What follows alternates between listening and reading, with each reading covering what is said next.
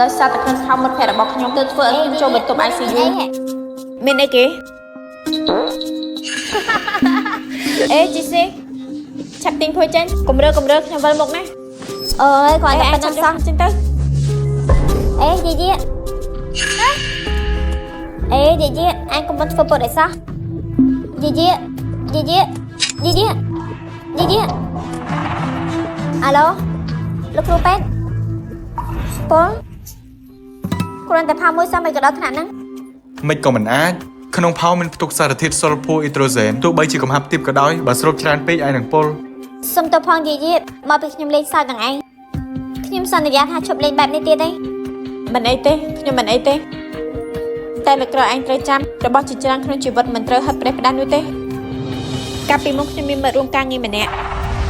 គិតថាក្លិនសិភៅថ្មីក៏អូបយាយសិភៅដែលខ្ញុំបានទិញមកដល់ហើយខ្ញុំជិះហិតក្លិនសិភៅមិនដឹងស្មានដល់ថាក្លិននោះគឺមកពីសារធាតុបងសែនដែលហួតមិនទាន់អស់ក្រោយពេលបោះពុំក្រោយមកដោយសារតែស្រូបច្រើនពេកយើងតែងតែវិលមុខនឹងអ៊ូចង្អោរហើយអ្នកចិត្តការខ្ញុំបានរកឃើញសាឡុងថ្មីគាត់មានក្លិនផ្អែម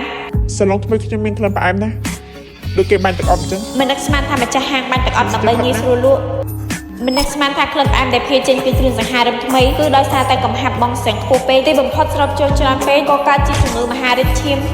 ហើយក៏មានព័ត៌មានថាមាននារីម្នាក់ពេលកំពុងងូតទឹកពេកបើកង្ហាបើកខ្យល់ជាលទ្ធផលនាងបានប្រើម៉ាស៊ីនទឹកក្តៅដោតរយៈក្នុងបន្ទប់ទឹកបិទជិតអស់រយៈពេលយ៉ាងយូរទីបំផុតបណ្ដាលឲ្យស្រូបចូលកាបូនម៉ាណូឌីអុកស៊ីតច្រើនពេកថប់ដង្ហើមស្លាប់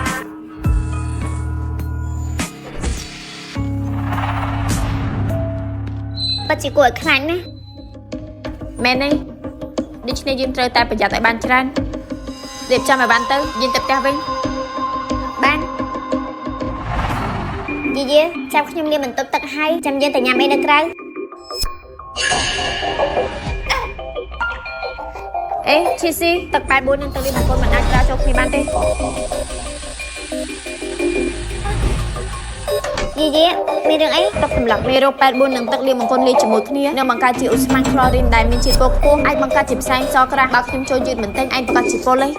នេះពិតជាគួរឲ្យខ្លាចណាស់ឆាប់បើកទ្វារបង្អួយឲ្យអស់ទៅដើម្បីកាត់បន្ថយផ្សែងពុល